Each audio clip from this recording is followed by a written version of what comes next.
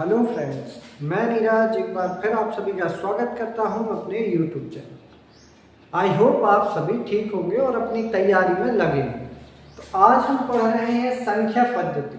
संख्या पद्धति मतलब जब भी आप गणित चालू करते हैं तो पहला चैप्टर रहता है संख्या पद्धति। संख्या पद्धति मतलब होता है नंबर सिस्टम। आप देख रहे हैं तो सबसे पहले हम बात कर लेते हैं नंबर्स होते के।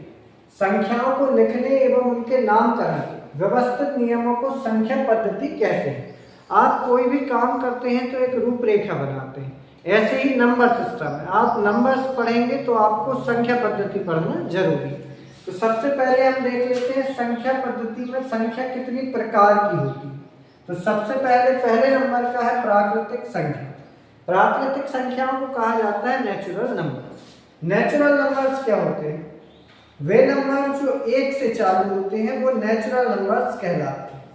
ठीक, जैसे मैंने आपके सामने लिखा है 1 2 3 4 5, ऐसी संख्याएं जिनका हम उपयोग गिनने में करते हैं वो नेचुरल नंबर्स कहलाते हैं। अगला हम देख रहे हैं पूर्ण संख्या। पूर्ण संख्याओं को हम कहते हैं होल नंबर्स। होल नंबर्स क्या कहलाते हैं? जिन संख्याओं में जीरो भी शामिल हो जाता है। तो 0 1 2 3 ये वाले नंबर जो कहलाते हैं वो होल नंबर्स या पूर्ण संख्या कहलाती हैं। हमारा तीसरा टाइप है नंबर में पूर्णांक। पूर्णांक क्या कहलाते हैं?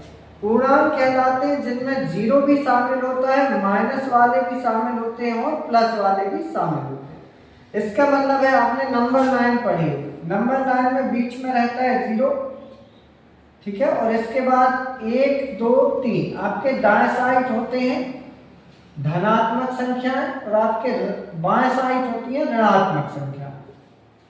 ठीक है, मैं आपके लिए एक नंबर लाइन बना दी। जो नंबर लाइन्स कहलाती है वो सारी काय में आती है, तो वो आते हैं पूर्णांक, जिनको हम इंग्लिश में बोलते हैं इंटीजर्स। ठीक है ना। चलिए अगला है हमारा सम संख्या। सम संख्या मतलब इवन नंबर्स। इवन नंबर्स क्या कहलाते हैं? सम संख्याएं मतलब जिनमें 2 का भाग चला जाए वो सम संख्याएं कहलाती हैं। जैसे हम बात करें 2 4 6 8 10, ये सारी आपकी सम संख्याएं कहलाएंगी। 2 से भाग, जिन संख्याओं में 2 से भाग चला जाता है वो सम संख्याएं कहलाती हैं। विषम संख्याएं क्या कहलाती हैं? ऑड नंबर्स, जिनमें 2 का भाग नहीं जाता। ठीक, जिनमें 2 का भाग नहीं जाता। जैसे मैं बात करूं 3 5 7 9, ये सारी संख्याएं आपकी कहलाएंगी विषम संख्या या ऑड नंबर। अगला है हमारा भाज्य संख्या, कंपोजिट नंबर। भाज्य संख्या क्या कहलाती है? जिन संख्याओं में किसी दूसरी संख्या का भाग चला जाए वो भाज्य संख्या कहलाती है। जैसे मैं बात करूं आपसे 4 एक भाज्य संख्या है। क्यों है भाज्य? क्योंकि इस संख्या में 2 से भाग चला जाता है। 9 एक भाज्य संख्या। क्यों है? क्योंकि इसमें 3 से भाग चला जाता है। 15 एक भाज्य संख्या है, क्योंकि इसमें 3 का और 5 का भाग चला जाता है। ठीक है, तो भाज्य संख्या मतलब कंपोजिट नंबर, ऐसी संख्या जिनमें एक के अलावा किसी दूसरी संख्या से भाग चला जाए वो भाज्य संख्या कहलाती है।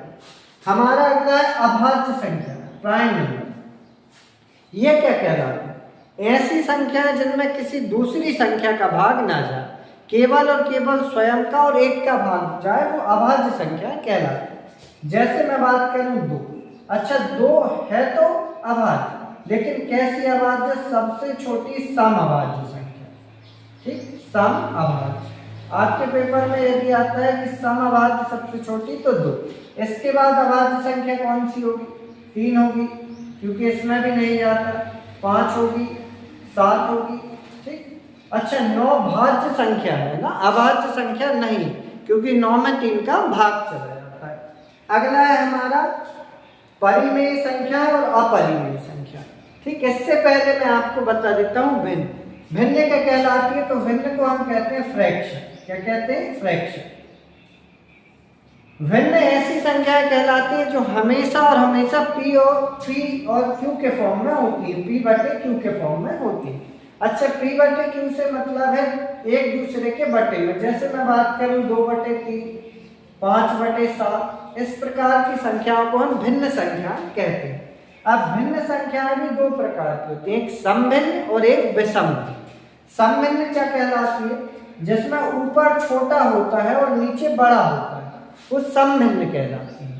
ठीक है ना, ये देखिए आप सम छोटा शब्द है तो छोटा ऊपर रहेगा, अब विषम बड़ा शब्द है तो विषम भिन्न में यदि 7/3 है तो भिन्न का अंश जो कहलाएगा वो बड़ा हो जाएगा और भिन्न का हर जो है वो छोटा हो जाएगा। ठीक है ना। अब हम बात करते हैं आपसे परिमेय संख्या और अपरिमेय संख्या, रैशनल नंबर और इरेशनल नंबर। रैशनल नंबर्स क्या कहलाते हैं? परिमेय संख्या। ठीक है, जैसे मैं बात करूं √4, ये एक परिमेय संख्या है। ठीक, क्यों? क्योंकि इससे बाहर निकला 2। √9 ये परिमेय संख्या है। ठीक है। अपरिमेय संख्याएं क्या कहलाती है? अपरिमेय संख्याएं जिनका मतलब टूटे न, कैसे ना टूटे, जैसे √7 ये रूट से बाहर नहीं निकल रहा, वर्ग नहीं है। ठीक है। √8। ठीक, अच्छा एक क्वेश्चन और है पाई।